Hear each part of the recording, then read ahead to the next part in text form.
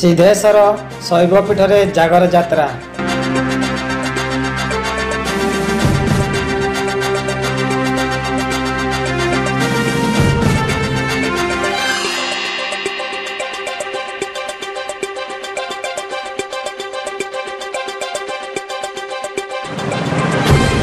चंपुआ उपखंड बारिया निकटस्थ राणीपुर ग्राम ठारे रहितिबा सिद्धेश्वर शैवपीठ जागर अनुष्ठित।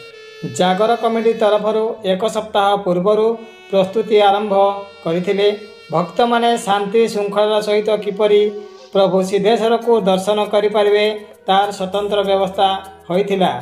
लंबा धाड़ी रे भक्त माने रही शांति श्रृंखला सहित प्रभु को दर्शन करने सहित भोग लगाइबार व्यवस्था होइथिला। संध्यारे भक्त माने दीप प्रज्वलन करथिले। कमिटी तरफर संध्यारे सांस्कृतिक कार्यक्रम परिवेषण करथिबा देखिबाकू मिलिथिला। ब्यूरो रिपोर्ट, बैतरणी खबर।